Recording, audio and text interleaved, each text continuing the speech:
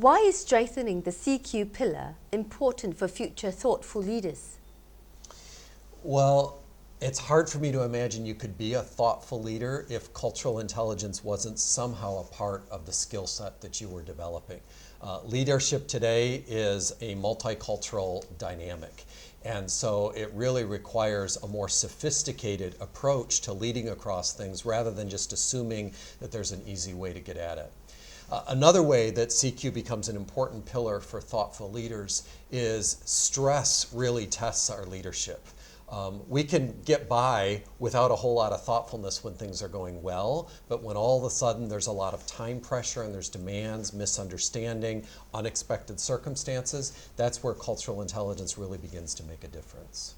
Is there a one-size-fits-all solution, or do you think that it should be customized? Cultural intelligence has customization at its core. There's no such thing as a one-size-fits-all solution. Often when I'm interacting with executives, they tease me that my answer to most every one of their questions is, it depends. And I'll go beyond that. I won't just use that as a cop-out, but I'll ask them a little bit more. Tell me more about the situation. None of us can be reduced to just one part of our cultural identity. Yes, I'm North American. Yes, I'm a male. Yes, I'm 50. But each one of those has a different part of who I am and how I'm wired. And so the one size fits all about here's how you need to work with your Chinese or here's how you need to work with your millennials just doesn't work. What would your advice be for leaders who have to manage resources from all over the world?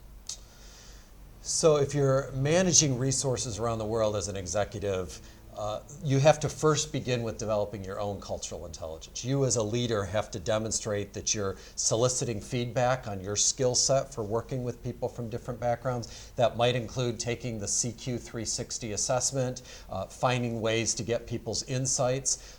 Secondly, you have to develop an approach that goes beyond just the one-off trainings so that people don't somehow view this as, oh, here's the latest flavor of the month. Now we're going to do a cultural intelligence workshop because that's the latest thing that we're trying to do. Know that this has to be a very coherent strategy.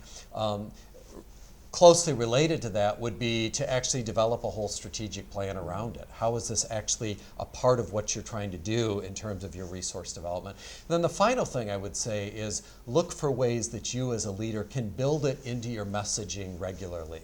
That when you're communicating a new plan for what you're going to be doing, maybe it's a new HR plan, bear in mind how this is going to fall on the ears of people who are living in sub-Saharan Africa as compared to people living in Europe, as compared to people who are in Asia Pacific, etc. So those are a few things that I would say need to be considerations for executives as they manage their resources.